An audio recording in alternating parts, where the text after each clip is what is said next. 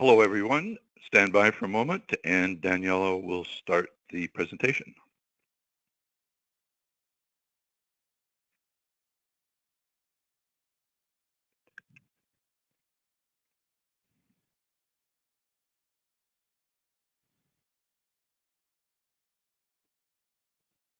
Hello, everyone. Joe, can you see my screen just fine? Is everything working? I guess everybody can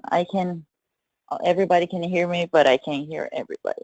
All right. So I'll just wait. Hello, everybody. I'm just going to wait until we reach the 10, and then we'll start. I can see that we have some people here already. Welcome.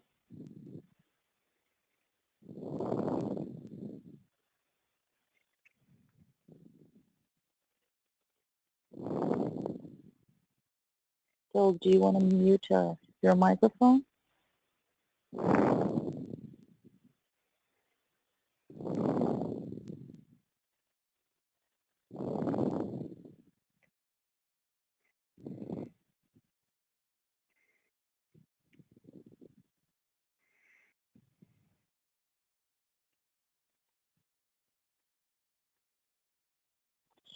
All right, welcome everyone.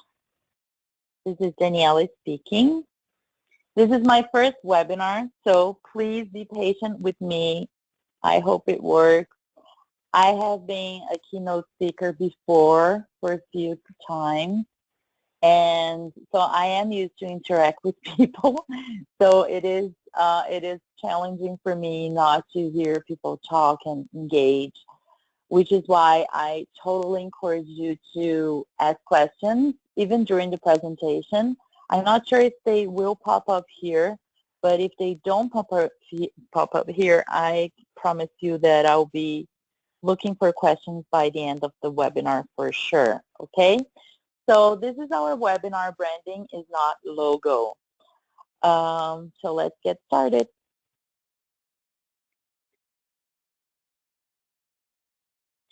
So again, my name is Daniela Torres. I am the founder and creative director of KI Agency. I have been working with content strategy, design, web development, and marketing and branding, everything communication-wise for the past 10 years. Actually, it's like 13 years now. I originally started as a journalist. I have a bachelor degree in journalism, and I have a post-graduation degree in marketing. And last year, I launched my first book called Build Your Brand. We're going to talk about the book in this presentation a lot. Okay, so here we go. So about KI, KI was founded in 2010, and in 2017, we merged and became a full brand and web agency. We have offices in Burnaby and Vancouver Island. The things we're great at.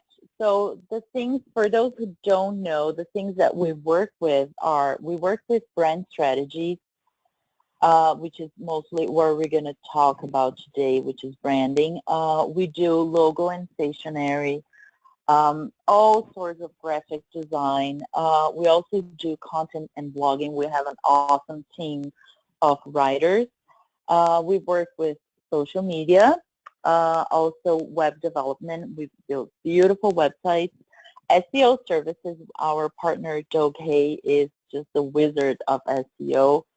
We also do pay-per-click management, email marketing, and reputation management. Okay, so these are mainly the services that we provide. And we also, I would like to invite you to ask for a free marketing analysis. You can email Doug, our business partner, at doug@kiagency.com. Just shoot an email to Doug, and I'm sure he's going to do a great free analysis for your business so you can know where in the market you are, and we can provide some input and also suggest you the things that you should be doing to get more sales and leads to your business. So the agenda for today is we're going to do the presentation where I'll be talking, and then I'm going to do questions and answers, and well, unless they pop up before, I am not sure. And if you want the slides for today, just send me an email. It's going to be in the end of the presentation, or we'll keep talking. Okay, let's get started. Okay, so branding. This is our theme today. So why am I talking about branding? Why am I doing this webinar? Because over the years, I am sure that all of you have heard something like, oh, I want a new logo for my business because I want to do branding. Or, oh, I did a new branding for my business. So I just want to clarify. So the whole theme is branding is not logo. And my goal here is to help you understand what is branding, what is brand, and the difference between them. Okay, so the word brand at first was to mark cattle. So that's how the first time that word came by. And it was, well, at first for cattle, and then they also used it for wine, like they would brand that was a good wine, that was a cheap wine, I guess. So then it became this thing for good brands, right? So talking more about brand. So brand today is the mark of a product or service provided by a particular company under a particular name. So I'm just going to give you some examples on how this works. So we have here a brand of a detergent, all right? So we have one brand of a detergent. Here we have 3 products of the same brand. So it's not one brand. So it's just one brand and 3 products. And here we have 4 brands of 4 products. So each one of them, Palmolive, Dawn, Greenworks, and Ajax, each of them are one brand. I hope this makes sense. Next, we have branding. So what is branding? So if the brand is a mark, branding is actually the strategy that defines the experience that a customer or a client will have with a certain brand. So my goal is to help you understand this part right here, the branding part. So branding is the strategy that defines the experience. So branding is not logo, branding is not graphic design. Branding is when you do a strategy. So imagine that you're sitting down with yourself, with your staff, or with a marketing agency like us, and you're defining the strategies of how you're gonna, how people are gonna perceive your brand, or what is the way that you want people to perceive your brand. Like, you want your brand to be fun. So you're gonna do strategy. You're gonna talk about ways that people will perceive your brand to be fun. So by thinking about these strategies, when you're done with them, and then you can imagine that you have a package. So this package of strategies, this is what's called branding, okay?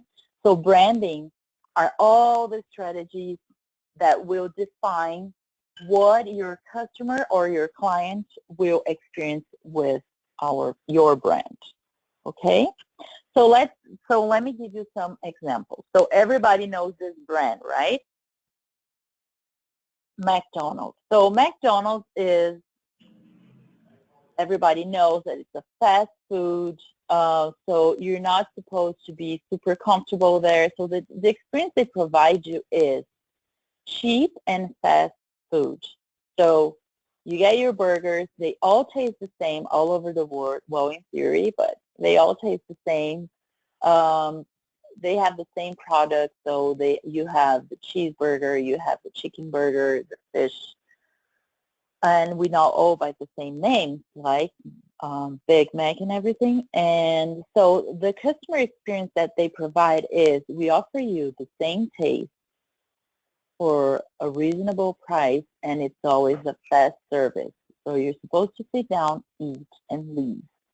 So this is their branding strategy, okay? So, but when you have Red Robin, for example, it is also burgers, it is also fries, and it's also pop drinks. But they also have great beer, according to my husband. Um, they have great beer, and it's all about spending time there. So it's not as cheap as McDonald's, and it's about spending time there, having fun with your friends, and it's supposed to be a gourmet burger. I love their burgers. I really like their burgers. So, but you see that it's the same thing. It's burgers and fries and pop, but the experience is totally different. So the branding for McDonald's is the fast and cheap, and the Red Robin is a more customized experience. You get to customize your sandwiches a lot more, and you get to spend time with your friends and family, and it is loud and it's comfortable to be there, and there's the lights and the booth, so it's a completely different experience. So in more examples, so we had Ford. Everybody probably studied at school that the Ford was like, Henry Ford was the first um, company that started building cars for everybody. So their goal, their branding was to have cars for everybody, even if the cars were all black. That's how we started. So they had all black cars, but they were popular. So they would do cars really fast so that it would be affordable for everyone. And then we also have Volvo. Volvo, for example, is a total different experience. Volvo, they call themselves the safest car brand in the market.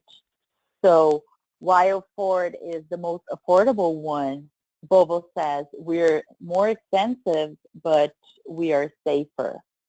And of course, we have the Ferraris. Ferraris are like, we are super expensive, and we are very exclusive, and they have their own noise, they have their own comfort, they have their own colors, and their very unique design. So see, although these are three brands of cars, they have three completely branding strategies. Okay, moving on to more examples. A classic example is Windows and Apple. So not sure if everybody is familiar with this story, but it would be something like Bill Gates wanted to do computers, personal computers. So that's how he created PCs. So he wanted to make personal computers for everyone, so that American family could actually enjoy having a computer in a smaller size, because the computers at first, they were huge. So computers at a smaller size at home. And so he had to do it the same way that Henry Ford did. So it would be like a simple computer, but basically for everyone, so it would be affordable for everyone. And Steve Jobs, on the other hand, who was building Apple at the time, wanted to have the most amazing and innovative computer. And although it was also a personal computer, their goal was to have this more exclusive experience and a better quality computer. So it would be way more expensive, but these were also different approaches of these companies, and they both grew, and they're huge now. So Windows is like your everyday computer, and Apple is used for a lot of people that really need a lot of processing. So for example, in KI or in any agency, it's very common to use Apple computers for design or web development, things that use a lot of your computer and processing. And also, for people, agencies and companies that work with movies, animation. So these are computers, basically, but they are a different experience, so a different branded strategy. Also, we have branding for everything, so I brought here this fun example. So we have Celine Dion, which is like sophisticated. If you go to Celine Dion, I had the opportunity to go to Celine Dion concert in Vegas. It was so amazing. She's so sweet, and the whole thing is so sophisticated, and she dresses like a all gala, and it's beautiful. And I just put here like Christina Aguilera. So they're both power voices, but you do agree that the experience that you're going to have in a Celine Dion concert is totally different than a Christina Aguilera concert, because a Christina Aguilera concert, which I've never been to one, but I can imagine that it's very upbeat, and it's a different vibe. Maybe it's a little bit younger than Celine Dion, but they are still great vocals, power voices, and so this is a way to show you. This is an example to show you that we have brand experiences in every kind of its industry there is. If you think about it, for everything, not only for cars and computers, but it's also for people, like for personal branding. So you have your own style. So the experience that how people will see you and perceive you and interact with you, this is the branding experience. So I hope you understood by now that branding is not logo. So moving forward, we have this design. The iceberg is actually a very common way to explain that branding is not logo, because if you look at the top of, I don't know if you can see my arrow, but if you look at the top of the iceberg, so the top of the iceberg has the logo, which is what everybody can see. So the top of what's out of the water is what everybody can see and interact with.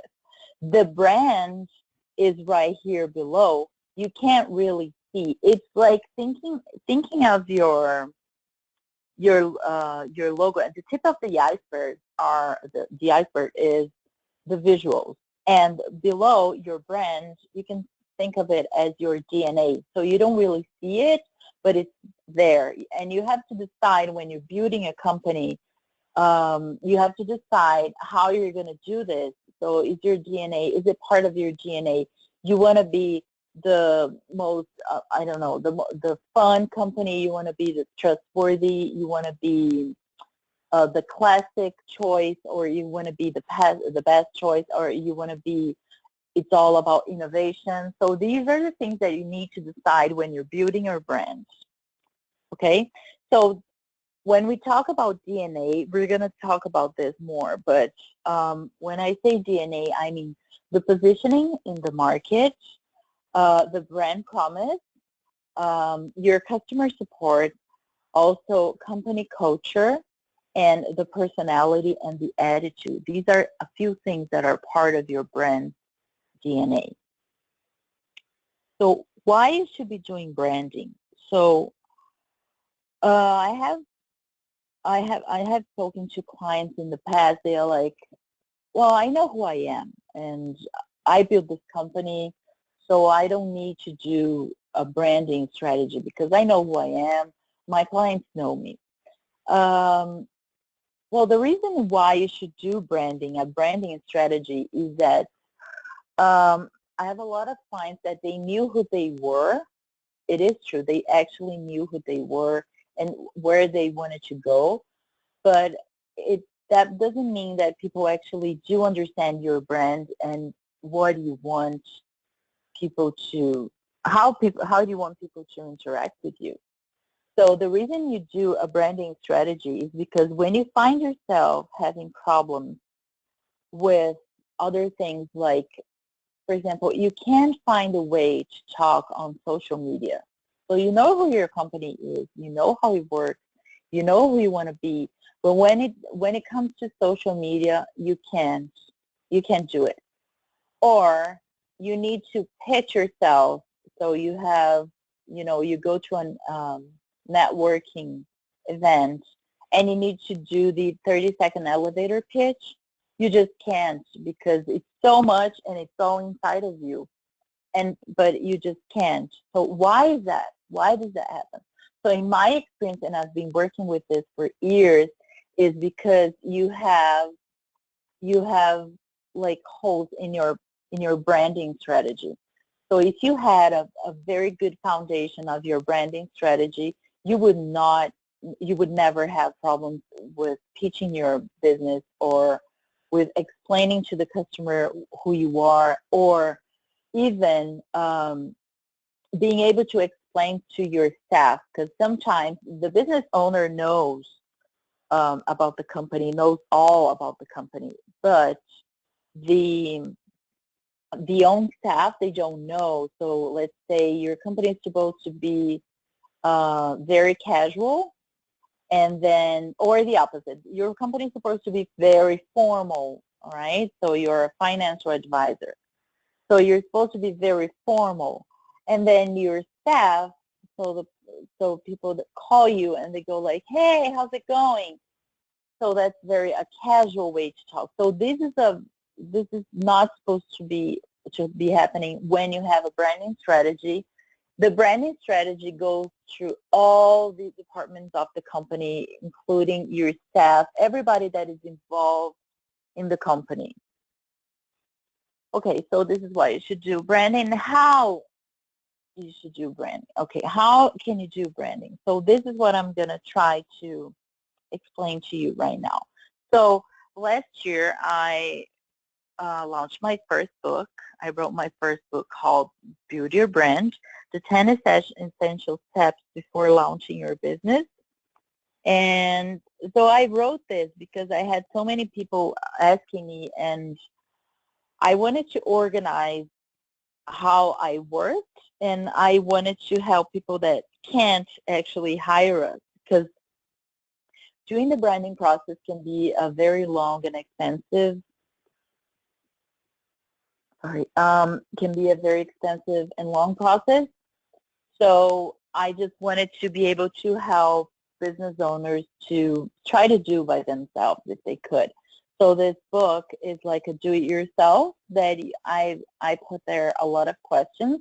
So it's divided in the 10 steps or 10 chapters also. And then, so we're going to go over each chapter, and let me know if you have questions. And by the end of let me see if I have a question here. Is that it? Okay. All right. So the first step, so these are the steps. Let's go over the first step. So the first step is a 5W2H. If we have people that already know a little bit about marketing, they know what this is. So the first step consists on asking you and answering. Make sure that you answer all of them. So what is your business? It is such a hard thing to answer this, but you have to try and say, what is your business? So just say, my business does this or that. You don't have to say how. Just say what. What do you sell? Okay? What do you provide? Second, you answer why. Why do you do that? And it's not your why in terms of why you do this. Oh, I do this because it's my dream. It's why for the client, okay? So the why here, it's not for you, but your consumer or your client. So why? Because people need, so what? I sell shoes. Why? Because people need to wear shoes to buy shoes. So this is why I do it. So who do you sell it for? Who do you provide the services for? So here's when you get into your target audience. When?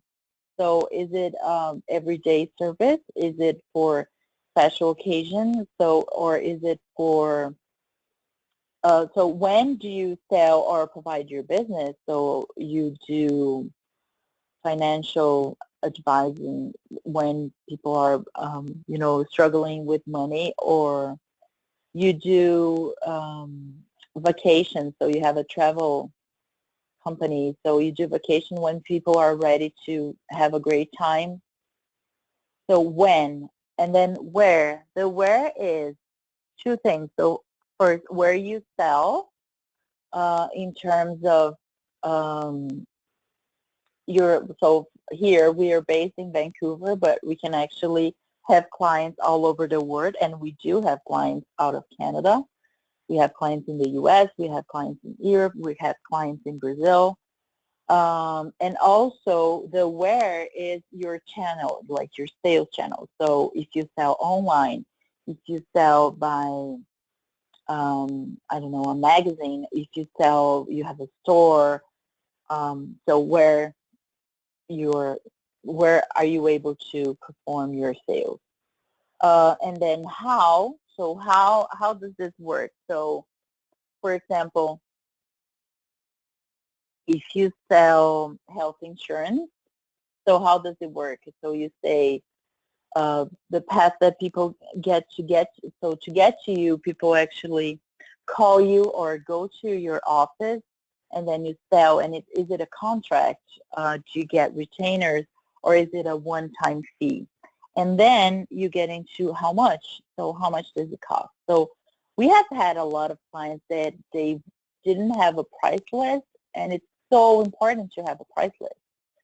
And if you wonder how you can get a price list, you need to measure the time that you spend. If you don't know all the prices of your products, you need to figure out how much time do you spend, how much do you spending if you have suppliers and partners, and then, you know, just do the math and just do your price list. It's going to save you a lot of time when you need, so you don't have to do proposals for specific clients, or people can actually go to your website and check your prices if that's the case. Okay, so this is chapter 1. So you need to answer all of these questions. And again, if you want the slides, just ask me for them by the end of the presentation. The step 2 is do a lot of research. So you have to research not only about you and what you want to do, but just check out what the competition is doing. You need to know what your competitors are doing. So especially because you're going to see what you are doing and see if it's working or not. And check out if what the competition is doing is working. And it's okay to copy things that you think that are amazing. Of course, you can do them in your own way, but it is a great way to see, like, oh my gosh, my competitor is doing this. They're trying to do, I don't know, they're trying to advertise in schools, and it's really not working for them. So I'm not going to try that thing. Thanks for trying. I'm not going to spend my money in that. So, and also you have to check on the research. You need to check, like, if the services, if it's a new company, you need to check if the services you want to provide are needed by the target audience that you think and in the place. So, for example, if you're thinking about opening a shoe store that only carries high heels, so these beautiful high heels, all colors and styles, but these are only for women that actually wear high heels. So if you want to do in a neighborhood that has mostly, the demographics show that they only have elder people, like older people, older women are not going to be wearing high heels. So that's also the kind of research that you need to do before opening your business. And even while you're doing it, you always check out your competition. Chapter 3, so positioning. This is so important. This is one of the most important things in branding. So we have 2 things in branding. So we have attraction and we have distinction. So attraction is what you do, what you actually do that people want. So this is attraction. So you sell ice cream. You have an ice cream store. Okay, so this is what you do, and people like ice cream, so people are going to go to your store. The distinction is what do you do that no one else is doing. You need to have something that makes you different. So the distinction is, for example, if you have an ice cream store, your ice cream, you have over 100 flavors. So you have all kinds of flavors. So people know that when they go there, they're not going to have the usual basic 10 to 15 flavors. They're actually going to have exclusive flavors done by you, and it's all handmade, so it could be more expensive. So these are the things that you need to work on when you're building your brand. So you have the attraction, which is what people want, and you have the distinction, which is what people will want to go with you instead of your competition, because you're different and you're great. Okay? So chapter 4, brand promise. Okay, brand promise. So the brand promise is your commitment to your target audience, your clients, your consumers. So we have 3 basic rules to do that. Your brand promise must be, 1, it must be unique. You can't copy that from your competitors. It must be believable. So you can promise the word. You have to promise something that you will actually deliver. And 3, it must be kept at all times. You can never, ever, ever choose a brand promise that you're going to fulfill like sometime. No. You have to keep up with your promise at all times. And not only you as the business owner or the marketing person or an employee, but the whole company needs to follow that promise and keep up that promise in all circumstances. So examples of brand promises. So, and it's very common for the brands to have their brand promises, and it's also their tagline. So, for example, Walmart, their brand promise is the same as their tagline, which is save money, live better. So their brand premise is, when you come to our supermarket, you're going to be spending less money in groceries so that you can spend more money in leisure, like having fun with your family, traveling. So this is one brand promise. FedEx is another company whose brand promise is, we deliver your package in 24 hours and or on time, and if not, we'll give your money back. So when you do that promise, you need to keep that promise at all times. Okay, so when you're creating your brand, make sure that you come up with a brand promise, and brand promises brings you loyal customers. So that's why you need to keep up with the promise. Next step is mission, vision, and values. So I think everybody knows or have heard about mission, vision, and values. And what happens is people usually think that they're building a company when they're just doing that. So a lot of people, business owners, they're like, I'm going to build my own business. I'm going to build my brand. So I'm going to start with the mission, vision, and values.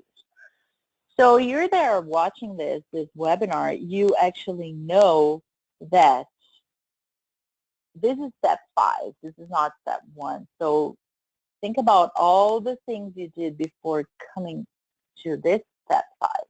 So you need to know who your brand is. How do you sell the 5 W and 2 H? How much, how, why, to who, how. So then when you reach this stage, when you have your brand promise and everything else that we talked about, then you're going to build your mission. And then your mission is how you're going to do things. So the things that you're going to be doing for your customers and your clients. The vision is, where do you want to be? So you want to be the best ice cream store of the city, or you want to be the best lawyer of the country, or you want to be the best designer in the world, you know. So the vision is yours. There's no limit to it. You just put your dream there, and that is your vision. That's why it's called vision. And the values is how you're going to do that in terms of what you believe. So why you're doing this process, why you are fulfilling your mission, how are you going to do this? So we have companies whose values are very connected to being green, so companies that really respect Mother Nature, and so we have people that don't really use paper. We at KI, we try to use the less paper as possible. Sometimes we can't help it, but there are companies that are so committed to this that they actually don't use paper at all, which is very amazing. But also like ethics, fun, being trustworthy, being engaging to the community. So the values, you need to add the values that you actually believe in, otherwise it's not going to work. And it's not fair to people who read on your website what are the values that you believe in, because if you put a value that you don't believe in, you're going to attract the wrong people. You actually need to add the values that you believe in and that you are connected with, so that you're going to attract the perfect client for you. Okay, moving forward, we have chapter 6. Only after you have gone through these 5 steps, then you're going to build your logo. And that's why, again, logo is not branding. So logo and brand ID. So because you know what is your DNA, because steps 1 through 5 are your DNA, now it's time to put some makeup on this body. So how are you going to show your business? And how are you going to choose the best logo for you? So I actually wrote an article about this, about people that, it's amazing how some people do think about the 1 to 5 steps that we just discussed. And when it comes to having a logo, they say they're out of budget, or they, just because they don't have a great taste on design maybe, they just say they're out of budget, or they're going to hire their cousin's friend to do their logo. And this is a true disaster, because it doesn't matter. At the end of the day, we are visual people, right? It doesn't matter if you have the most amazing brand, you have the most amazing DNA, you need to dress up for your client. So when you are in the supermarket, and I'm pretty sure you have been influenced, or you are influenced every day by logos and brands. You see, sometimes you're choosing wine. I don't know if you ever had this situation where you're choosing wine. So you have all of those wines. You have no idea if they're good or not. Some things on the design of the bottle actually catches your eye, and then you go like, I'm going to try this one. So, and this happens with everything. So you want to buy a cookie, you want to buy even frozen food, like the picture of the food and also the design of the logo. So if you're going to buy something that is for your family, you don't really, like, if it's the logo that it's sloppy, you go like, oh no, this company is probably sloppy too. So the logo needs to match with your brand. So the logo is the right makeup, or the outfit. So if you're going to a gala, you cannot wear jeans. So if your goal is to have a company that actually would wear jeans, you cannot wear a gala. So that's why the best thing to do here is to hire a professional to do your logo. And I have to say that we have a team of amazing designers that will build an amazing logo for you. Should you need one, just let me know. Step 7, the graphics.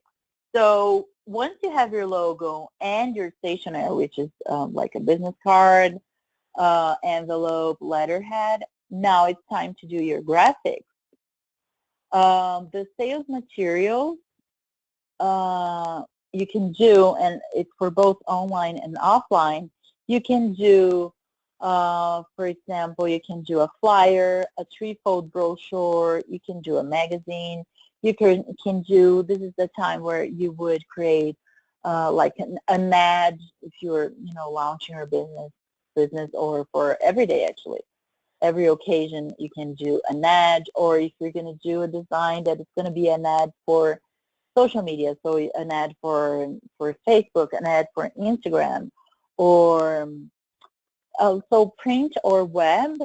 This is the time where once you have your logo ready, just think about, so if you have a new business that you're creating, and you have your logo, make sure that you have everything else, so if you're presenting your company to, potential clients, so, hire a designer to do a PowerPoint template for you. These things make a huge difference.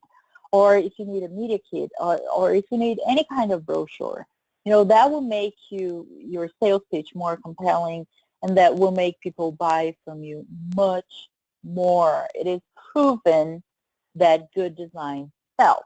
We all know that. Okay? Step 8, the online presence. So you have your logo, you know who you are in the DNA, and then you have the beautiful makeup, and then you have your sales material. Then it's time to talk about your online presence. So your internet goals, you need to know. So for example, if you are going to sell your product online, your website must be amazing. You need to spend a lot of time thinking about your website, and actually hire great people to do your website, like agency. And but you need to have your internet goals, and also decide what are the best tools for you. So everybody needs to be on social media. That is a fact. I hope you know that. And so if you are going to be on social media, if you can be in all of them, you just, choose one that is, better for your business. Usually Facebook. Facebook is number one for all businesses. Some companies do use LinkedIn, but it's not the same thing. So if you had to pick up one, you have to pick one that is best for you, and it's usually Facebook. But there's also Twitter, there's also Instagram and LinkedIn, and also, of course, there's Google+. And so you need to know what are the best tools for you, and also make sure that you talk to people who know what they're doing, so you can reach your internet goals. So, but the step 8 would be to make sure that you have an online presence, because on this day, people are actually Googling everything online. Everything is online, so people are not really going, even the yellow pages are online, right? So people are not really driving around to find you, or looking at, I don't know, they're all going online for you. Older people, young people, adults, everybody's online looking for even local businesses. Okay, so then step 9. So once you have your logo, you have your sales material, you're online, your website is working great. Now you're going to do your sales. So how are you actually going to sell your product? This is totally connected to branding. So remember that when I told you that everybody in the company needs to follow the same branding strategy. So this is the time that your sales team needs to be it needs to be sharp, completely in accordance to what your brand strategy, how it was decided that you would be working with. So if you decide that your company is fun or casual or formal or sophisticated or professional or focused on quality,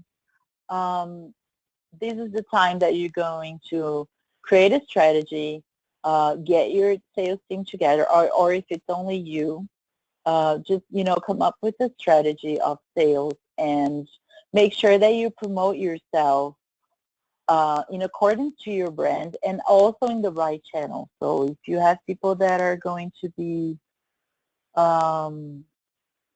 I don't know, just make sure that you, if it's for younger people, just go to the right platforms, you know, whether they're online or offline. If it's like, depending on your target audience and your strategy, just know where to reach them, where to reach your target audience, and make sure you're promoting yourself in the right way. So in accordance with your brand, either it's you or it's your sales team.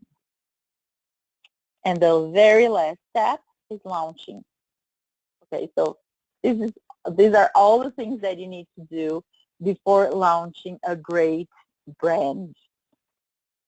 And I also put here, or relaunching, because we have a lot of clients that actually hire us to do the relaunching of their business. So they have been on business for years, but they want to change because they feel like something is off. So they do that to actually make sure that their brand are the way that it's supposed to be, the way that they want it to be. So these are the 10 steps. I'm going to go them again, but we don't have time to. Let me see how much time I have. Well, I have 16 minutes. So yeah, so these are the 10 steps for you to build a brand. And this is like, it's so many things that the only thing related to logo and graphic design is 6 and 7, like directly. Everything else is not design, it's not logo. And branding would be, if you put all of these together, this would be your branding strategy, especially the 1 to 5. But see, branding is so much more than logo. So next time someone tells you, I'm going to do my branding, you tell them that branding is not logo.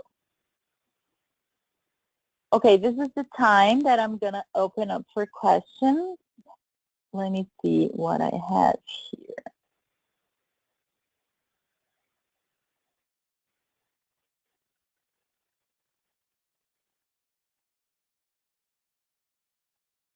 I don't think I see any questions.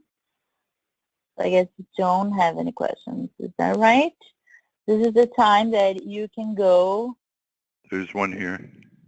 There's one. Oh, sorry, I can't see the questions, I guess. Can you help me, Doug?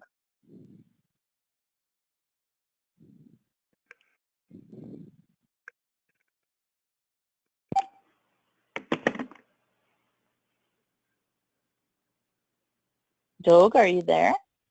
I'm here. Did you say you have a question? There's one here. Read a question? Good morning, Daniela. Your presentation is quite informative. I'd like to have your deck for your quick reference. And she gives her email.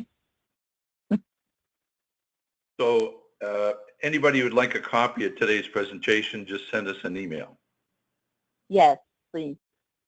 Thank you. What is it? Do you have the name of this person? Yeah, it's Rebecca. Thank you, Rebecca. Thank you very much. So everybody who wants a copy of this presentation, just shoot us an email. Let me, do we have any other questions? Okay. No, that's it. No, that was it? That's it. All right.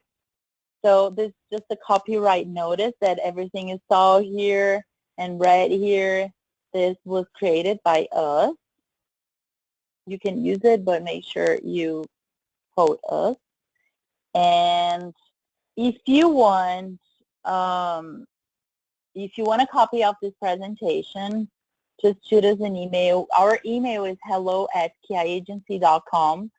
Our phone is 778-321-3212. And we provide pre-marketing analysis. Actually, Doug, our business partner, who is in the call helping me out with the webinar, he's amazing in doing marketing analysis. We'll love to help you get more leads and more sales. I hope you liked my first webinar. And if you have questions that you weren't able to answer right here, just shoot me an email and just write us at hello@kiagency.com, and I'll be happy to provide you an answer. Okay? Thank you very much, everyone. And I'll see you next time. Thank you.